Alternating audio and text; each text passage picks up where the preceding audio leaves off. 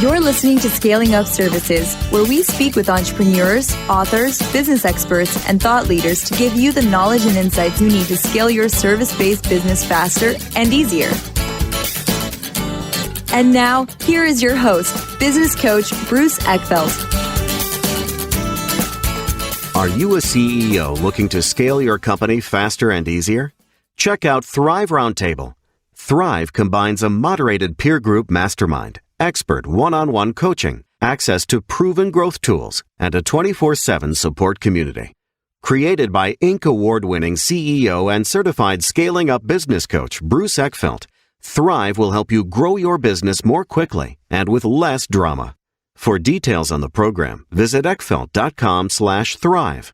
That's ECKFELDT.com/thrive. Welcome, everyone. This is Scaling Up Services. I'm Bruce Eckfeldt. I'm your host. And our guest today is Clint Padgett. He is CEO and president of Project Success. We're going to talk to him about how to run successful projects, the whole kind of world of project management. Fascinating topic. I think it can be a scary topic for a lot of people, but I wanted to have Clint on to really kind of talk about how you can approach this in a way that's going to be effective, in a way that's going to be manageable. I think a lot of service companies have problems with this because it's just hard in service companies kind of manage projects. You've got a lot of people. It can be very unclear. And I think Clint can really provide us with some insight and some strategies on how you can successfully do this in a repeatable way, in a way that's going to be easy to manage for your teams and for your organization. So I'm excited to have the conversation. With that, Clint, welcome to the program. Thanks for having me. Yeah. So why don't we start with background? Tell us a little bit about your professional story and how did you get into project management and into being an expert on project management? It is a circuitous route, to say the least. Yeah. So I grew up in South Carolina, although nobody will be able to tell it on this call because I don't talk slow at all. But right out of high school, I ended up joining the Navy, spent 6 years in the Navy. And when you're in the service, as those of us who have been know, it's not always a thankful job, right? It's kind of thankless. And, I was working 12 to 16 hours a day, 7 days a week on the ship. And I decided, I probably need something better to do in my life than this. And I went out and I got a job in a shipyard as an electrician. And after 2 months of that, I thought, there's definitely something better to do in my life than this. So I was lucky. It's probably no greater motivation to go to college, by the way, in the world than to work in a shipyard in Norfolk, Virginia in December and January, which is exactly what I was doing. So I was lucky enough to apply and get into Georgia Tech here in Atlanta. And I came here. I have an electrical engineering degree at Tech and I have an MBA from Duke University. My first job, I literally walked across the street from Georgia Tech as Coca-Cola. And I spent 6 years at Coca-Cola as an engineer in their sales equipment technology group. And in 1994, City of Atlanta had just been awarded the Olympic Games for the 96 Olympics. Sure. And I really wanted to work on that project. Probably wasn't going to be able to do that as an engineer. So I had familiarity with this company called Project Success because we'd used them on some of our projects, ironically with great success. And went to work for them instead. Got to work on the Olympics. I got to go back to work at Coke on the Olympics as a contractor. And I've been a part of, I think, all but two. As a company, we've done them all since 1992 for Coke. But personally, I think I've done all but two of them since the 96 Olympics in Atlanta. So that's kind of how I got into project management was, backdooring it. But it's been great and I've loved it. And I've been doing it since 1992, actually. And I really enjoy it. Yeah. And when we talk about project management, give us a kind of a definition or a scope or what do you refer to, or what are you kind of including in the domain of project management when you talk about it? Yeah, I'm glad you asked that because I'd like to just, I wish there was a different word I could use in project management because that tends to people have probably already turned us down, right? Because project management is boring. And ironically, there's nothing boring about what I do. Thankfully, it's a very rewarding job and I love it. And we have lots of fun doing it. But, you think about, so in the world of projects, obviously I look at it from the client's perspective because we have, like as I was telling you earlier, we have Fortune 500 clients, and most of them have been with us for 20 plus years, some as long as 35 years. So obviously we have repeat business. But the obvious goal for the client is to make sure that their project is done on time, on budget, and with all the quality that was promised up front.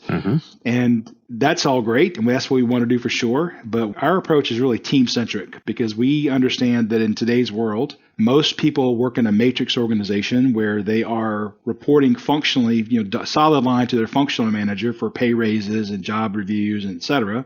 And they report dotted line to 5 or 6 different project teams. So as the project manager on that project, I don't really own the people on my team because it's a matrix organization.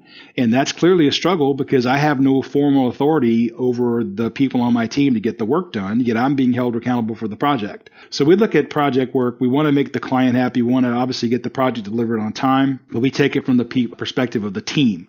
It's all about the team. We want the team to put the plan together. We want them to have ownership and buy-in, which, by the way, is the only way you're going to be successful in a matrix as a project manager is if the team holds himself accountable. So we're very much into collaboration and team-centric planning. Yeah, it makes sense. I mean, I think the modern world has changed so much over the last, 10, 20 years in terms of kind of collaborative work. Most of the work that goes on to the business these days is, people having to work together in very kind of tight ways to make these things happen. It's no longer, someone sitting in a cubicle kind of pushing the spreadsheet by themselves. What are some of the other things you've noticed over the years in terms of how work has changed, kind of things you've had to kind of embrace or change in terms of the way you approach project management because of the changing nature of business or the way kind of people handle projects in the business world? I think it's interesting because as an engineer, I can talk bad about us because I like to say I are one.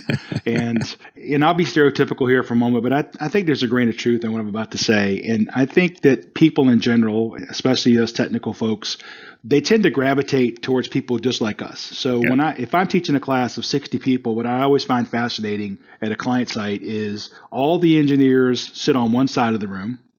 and the reason I thought to myself, why do they do that? And I realized they do that because they all speak the same language, right? Yeah. They all speak the same technical language. They all think Dilbert is really funny. They all took calculus in college and they had that shared bond of pain. Mm-hmm. And then they don't mind sitting close to the IT people because IT people are kind of technical to the engineers. Yeah. And what I really find interesting is both groups want to sit as far away as possible from the marketing people. Yeah. Right. And that's because they don't speak the same language, right? The marketing people speak a different language than I would as an engineer. And what that really boils down to is I think human nature is we like to be around people like ourselves. And we have this desire to want to be in silos, especially if I'm an engineer. I'm thinking to myself, you know what? I can go design the perfect widget if you'll leave me alone. I'm going to go back to my office, my cubicle, and in 6 months now, come back having designed the perfect widget. But I don't want to come to your project management meetings, and please don't maybe come to your super marketing meetings. Just leave me alone because I want to go live in my silo. But the problem with that approach is when they come back, having been very proud of themselves, having designed the perfect widget, the marketing person says, I can't sell that. Yeah. There's no market for that. So we need to be collaborative.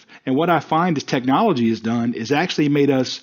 I know people think technology makes you more collaborative. I find it makes you less collaborative because what I find people have this kind of going off the silo approach. They have this throw it over the fence mentality of I want to check it off my to-do list. And I have a better chance of doing that if I can shoot you a text, send you an email, or you post something on Jira than if I actually have to have a conversation with you. Yeah. And I see that happen again and again. I mean, people just use kind of technology as a weapon. It becomes the system for alerts, and I'm just going to send you messages. You're going to have to do updates. It's going to ping you. Yeah, I'm a big fan of conversation, not communication. As I have 2 books and I have a new one coming out, and I have a whole couple chapters around this idea around communication. And as I was researching it, in my mind, I had communication. I thought, we need more communication. Then I went out and looked to get the definition of communication because I thought it was what we're having right now is you and I are communicating. But it turns out, according to the dictionary, communication is actually the act or process of using words to express or exchange ideas, right? And the key word there is I can have a communication. That's one way I can email, I can text, and that's actually communication. And then I thought, well, what would be better? And it turns out what's better is having a conversation because a conversation is an oral exchange of ideas. So you and I are having a conversation. And as I was researching this, it just grew on me more and more. And I think back when you were a kid and there were like 10 people in a row and the first person whispered in the second person's ear a secret and that person had to turn and whisper it in the third person's ear. Mm-hmm. And by the time it got to the 10th person, it wasn't remotely what was said to the first person because it kept changing, right? Yeah. And that's because you're having a communication or you're communicating one way. Yeah. And there's no chance to ask clarifying questions and what do you mean by that? And so each person takes that, puts their understanding on it, which shifts it slightly. And by the time the 10th person shifts it, it's completely different than what we said in the first place. Yeah. Whereas if we had a conversation where each person could say, hey, well, what do you mean by that? Do you mean go left? Do you mean go right? Do you mean go slightly south? Do you mean go slightly north? You can get clarifying answers. And therefore, when you say it to the next person, what comes out is very, very clear. Yeah. So when you're working with teams on project management, what are you really doing? Like, what are you training them on? What is the process that you put them through? How are you helping them get better at doing what they're trying to do, what they're trying to accomplish? So we come in and we teach a basic project management methodology called the Project Success Method, which is based on the critical path method from the 50s. Mm-hmm. And it's really all around conversations again. We teach them about having a conversation up front about what the scope of the project is. What are you actually agreeing to? Do you understand what you're agreeing to? Does everybody exactly. on the team understand that? Are you all in alignment? Is the team in alignment? And oh, by the way, does that actually match what the customer actually thinks they're going to get? So the first part is teaching them how to make sure you have those conversations around clarifying what's in the scope of the project, what's not in the scope of the project, and really having the hard arguments up front about the plan, right? About what we're going to do and not do. Yeah. And then we teach them about, how to identify activities and how granular you should be. You want to strike a balance between, you don't want to track things in hours because that's super granular. You're going to drown. And you also don't want to have things that are 3 months long as one task because you get lost in the activity. Then we talk about how to find the project. But throughout it all, there's really two resounding themes. One is conversation and the other is collaboration. We believe very strongly that the people on the team should develop their plan to make it their project. They identify their own tasks. They don't get mandated tasks. They get to decide the duration of the activity. They get to pick the predecessors to their activity. So really we teach that whole process, that whole methodology. When you're done with the work, how much of the value is sort of the plan that they create, and how much of the value is the kind of the relationships and the training and the process they've been through and kind of the connections they've established having gone through the process? I would say you don't get the former if you don't do the latter. You're not going to have a successful project plan if you don't have the bonds that form during that planning session. The way that I look at it is this. Let's say that I've been working with the same company as an employee for 6 or 7 years. And I know that when I do my task, I work in Atlanta and we have corporate offices all over the globe. And when I finish my task, I email it to joe@acmecorporation.com, and Joe does some magic to it and the company makes money and everybody's happy, right? And let's say that I have 7 different projects and I'm working on for Acme right now. So I'm busy. I'm putting in my 50 hours a week or plus. Mm-hmm. I'm doing my job. I'm working really, really hard. And Joe's activity, frankly, I'm not going to get to it in time. It's going to be late. And I don't really know Joe other than an email address. And I'm working hard. I feel good about what I do. And so I'm a few days late. Let's say I'm 4 days late, and I email it to Joe 4 days late and email say, hey man, sorry this is late, but it's the best I could do. I'll talk to you soon. And it doesn't bother me. It's kind of the over the fence mentality. And what we find is we change that approach, and we actually bring people together into a room for 3 days, let's say, to plan a project. And what happens is over that 3 days, hey, Joe, how are you? I shake his hand. I get to know him over a coffee break, over lunch, or on a sidebar conversation. I learn that he has a son my son's age, and his son plays soccer, and my son plays soccer. And before you know it, Joe is not an email address. Joe is a living, breathing human being that I now have a bond or a connection to. Mm-hmm. And what's really interesting about that is when we develop the project plan, we find out that my activity that feeds into Joe, his activity, if Joe's late, the whole project's late. And I say, well, Joe, something is wrong here because, I remember the last project we did together just a few months ago, I was 3 or 4 days late. And the project wasn't late, so something is wrong with the way we've had this laid out. And Joe says, no, Clint, it's laid out properly. He said, the problem is last time when you were 4 days late, I had to work 2 weekends in a row to make up for it. And I had to miss my son's soccer game that was really, really important to me. And so now I feel bad because I have a kid, Joe's son's age. And now when I go back to Atlanta, he's not just Joe at acmecorporations.com. He's Joe that has a son my son's age, and I want to make sure that the next task is not going to be late to him because I don't want to be the reason he missed some big event in his kid's life. Yeah. Those bonds that you form there can get used forever on project work. It becomes virtual, but you have to have those bonds formed at the very beginning to be successful. Yeah, you have to really make people, not just email addresses and phone numbers and exactly tags on project management tools and things like that. Yep. What, one of the things I always find about kind of project management or the challenges is the kind of this estimating process. How do you handle this, when you're doing the planning work, you decompose the project in all these tasks, all these steps, these things that need to get done. But how do you know, or how do you help people figure out, how long something should take? Is this 2 days? Is this 10 days? How do you deal with the estimates? How do you deal with uncertainty? What's kind of your approach to that? So a couple ways. First of all, let's take it as two separate questions. One is how do you deal with duration, figuring out durations. The other is the uncertainty piece. So I think the first ground rule we have to lay is that we know going into a project that you are not going to have perfect knowledge. Therefore, your duration estimates are not going to be perfect. And that's okay. If you're designing a bridge that I'm going to drive across, or you designed the car I'm driving in, then I want you to have 6, 7, 8 decimal places of accuracy. But in project management work, we don't need that. In fact, with project management work, I liken it to this. I want to get the ball rolling in the right direction and keep it out of the ditch. If it drifts a little left or a little right, that's okay, because I can make course corrections along the way as long as it stays out of the ditch. So the ground rule we give going in was, first of all, we have a lot of different ways of coming up with durations. We can look at staff hours. We can apply, there's some techniques on that. We can do what's called planning poker, where you look at the other people on your team and say, what do you think it should take? And you take all that into consideration. You can look at past projects. There is a ton of different ways of doing it. But you just need two things when it comes to durations, we believe. You need a reasonable duration. It doesn't have to be perfect. It just needs to be in the ballpark. And I need you to be committed to it. Right? So whatever number you give me, I'm going to hold you accountable. But the third thing I'll tell you is we believe very passionately that if you get better knowledge later, you can change it.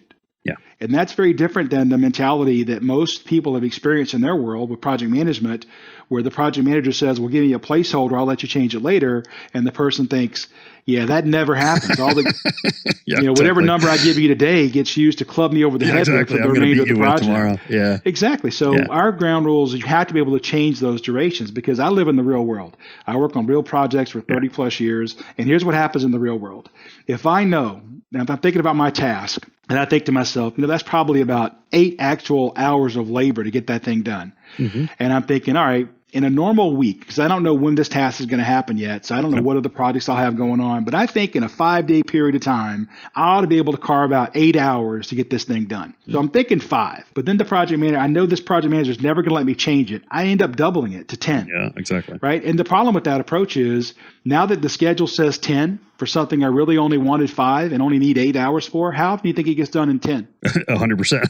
Yeah. How often do you think it gets done in 5? Never. It never gets done, right? Exactly. So durations become self-fulfilling prophecies. So to us, it's much better to let the person change the duration later. If they find out they got jury duty, or their kid is sick, or they got pulled off to put out a customer issue, they have to be able to change their durations. And we find if you understand they could change it, you get much, much more accurate numbers than they would have originally thought. And the second part of your question was, how do you handle risk and uncertainty? Yeah. So there's kind of we call them the known unknowns and the unknown unknowns, right? Yeah. The things you don't know, like that at the beginning of a project, somebody's going to get sick, but you have no idea who, for when, or how long. And then the things you didn't know that you don't know, like the tsunami or the forest fire or the mudslide or the factory that went out of business, all right? These are, so for us, we take them into two pieces. One is, I know on a project of any size or complexity, I'm going to have a period of time after each major phase for debug or rework.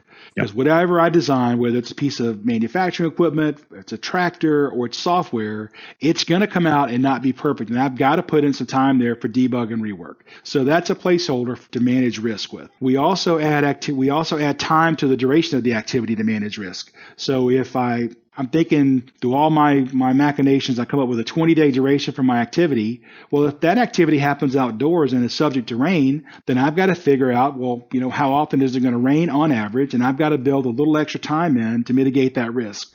And that is different than the sandbagging approach where I just inflate all my durations, because I can't defend that. But I can defend adding, 4 days in a 20-day task for rain when it averages 1 day a week for rain where I live.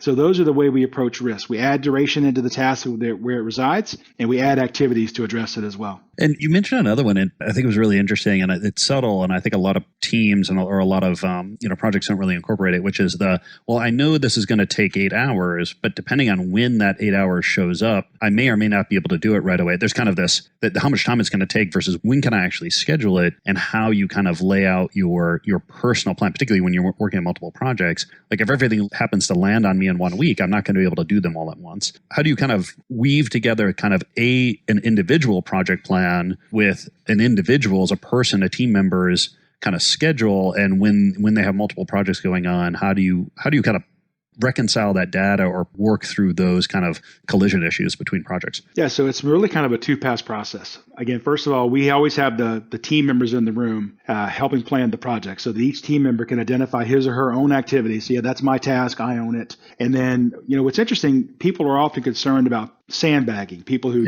inflate a duration. And actually, that's not been our experience. Our experience as a company over almost 40 years now has been you are much more likely to have somebody who's overly aggressive with the duration than they are to sandbag.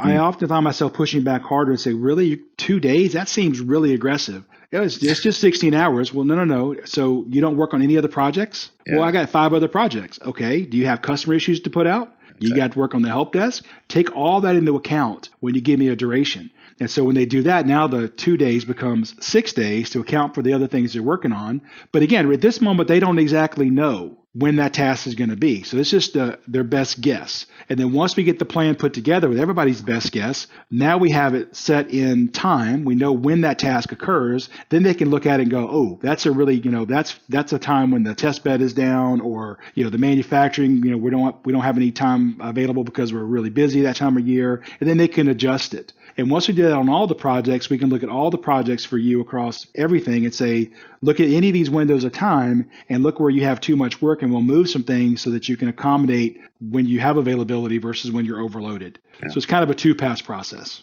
Yeah.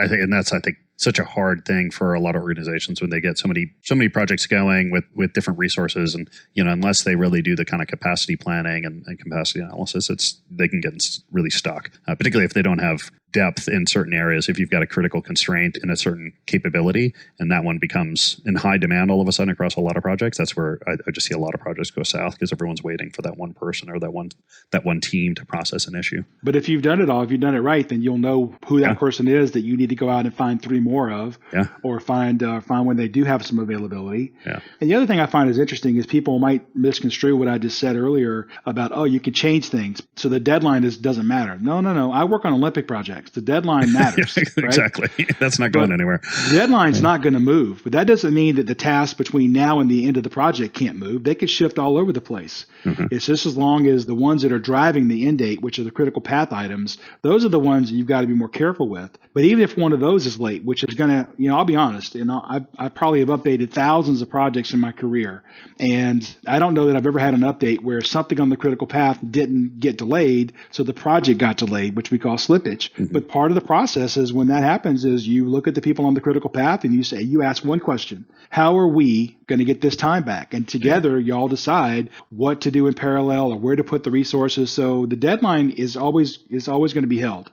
But there's a lot of shifting going on in between then and now. Yeah. Well, and I like the sort of the distinction you made there between, a general task versus a task that's on the critical path. And I don't think many projects really take the time to think through that, in that, some tasks can slip, and it's fine because they don't sit on the critical path. There's lots of room between when their original date was and when it hits the critical path. But unless you know what that path is, it's hard to tell. Is this lip okay, or is this going to hurt our project? Tell us a little bit more about critical path, because I'm not sure the audience completely understands that, but give us a little more education on critical path and how you find it and why it's important. Sure. They're basically, let's say you have a project that's 1,000 activities. Uh-huh. And so whatever path from the start of the project to the end of the project, whichever sequence of activities takes the longest is the definition of the critical path. That's driving the end date to be what it is. So if I want to have the Olympics in July of 2021, which is about, what is that? That's about 13, 14 months away from now, mm-hmm.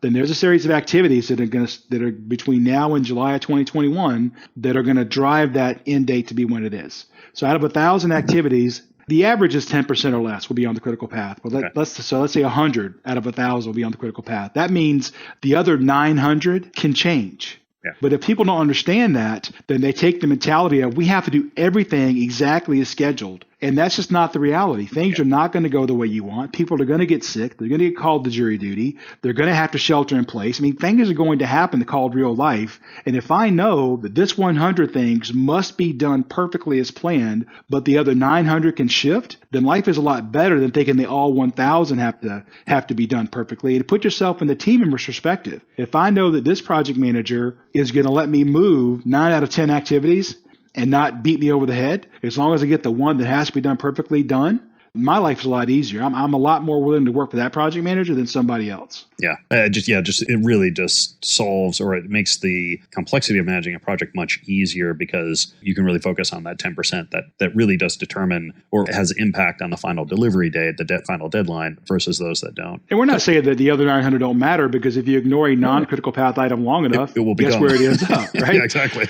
But it's nice when you're able to schedule and know that this task can be late by 3 weeks, this task can be late by 3 days, and that task can be late by 3 months. Yeah. This task has got to be done perfectly. So people know, because you use that, it's called slack or float. We're able to use that flexibility to delay things when somebody does have availability. Yeah. Well, so let's talk about that, because that was going to be my next question, is how do you deal with, and there's probably different terms here, but I think of like project buffer or contingency versus slack. How do you kind of work in elements, kind of the known unknowns? You know you're going to have things that come up, but you're not sure what they're going to be, but you need to account for them at least as a placeholder. How do you deal with these kind of different concepts of like slack or contingency, buffer on a project? Where do they go? How do you think about them? How do you calculate them? So for us, we're pretty stringent in how we think about this, and I find it perfectly acceptable, and I will defend all day long that you need to add 5 days to a 20-day task to account for the fact that there might be rain. To me, that's perfectly acceptable.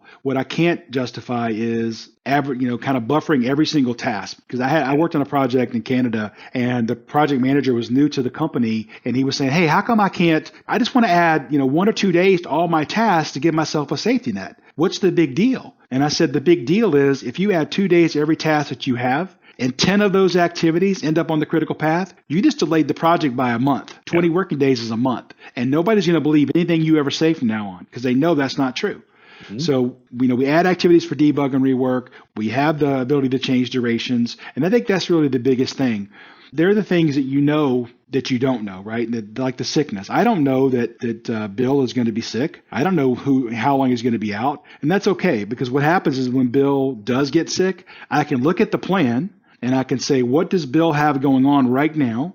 And how much flexibility do his activities have? That flexibility has a technical term called slack. How much flexibility or slack does his task have? And if there's anything that's really close to being critical, it only has a few days of slack or is on the critical path already, then I've got to find somebody else to do that task for Bill. But if it's got 5 or 10 or 15 days of flexibility, then I can wait for Bill to come back from his illness. Right, so that's how we adjust it. We're going to meet every week or every 2 weeks to update the plan to do what I call course corrections. We're going to bring the plan back into reality. The best plan in the world probably is good for about 24 hours, and something will have changed. Yeah, exactly. So, and that's okay. That doesn't mean you don't plan. It just means you have to change your plan. And we don't want to change it every single day. So we have periodic checkpoints. For us, it's either every week or every 2 weeks. The team will get back together for 1 hour or less, and we'll bring the plan back into reality with what's actually going on. We'll learn about Bill's illness, or we'll learn about the fact that the factory that we're waiting on the parts for, this is a real project actually, there was a bunch of parts that had to come over from China for one of my clients,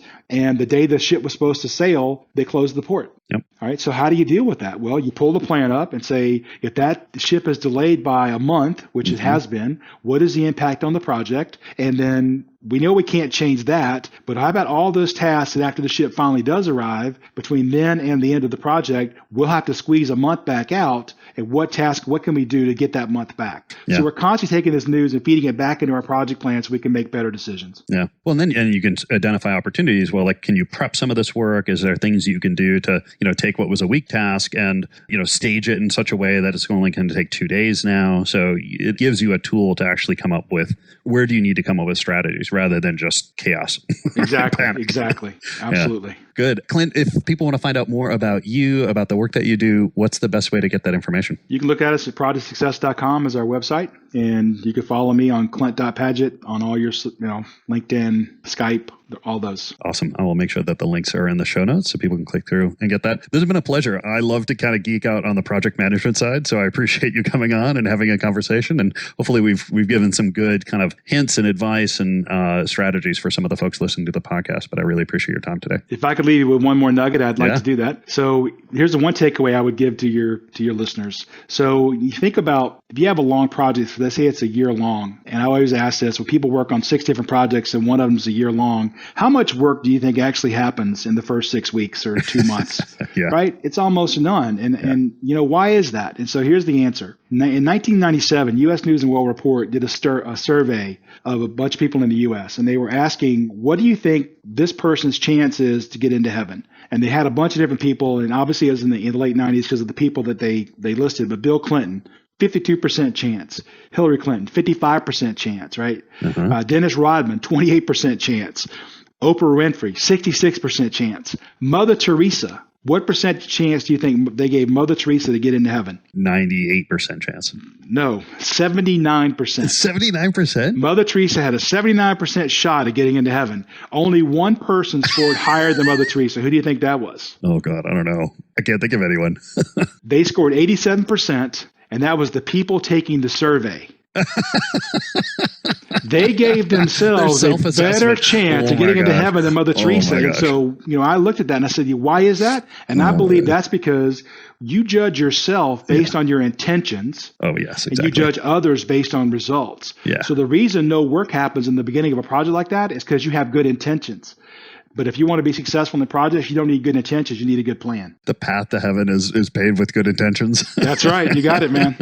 I love it. That was a great story. I think it just highlights, I think, so many experience I've had on projects is encapsulated in that one story. But, this is great. Clint, this has been a pleasure. Thank you. I encourage everyone listening to go reach out and look Clint up and check out his links there, because I think this is a huge thing for every company, but certainly service companies deal with this all the time. So thanks again for taking the time today. I really appreciate it. Appreciate it. Thanks for having me. You've been listening to Scaling Up Services with business coach Bruce Eckfeldt. To find a full list of podcast episodes, download the tools and worksheets, and access other great content, visit the website at scalingupservices.com. And don't forget to sign up for the free newsletter at scalingupservices.com/newsletter.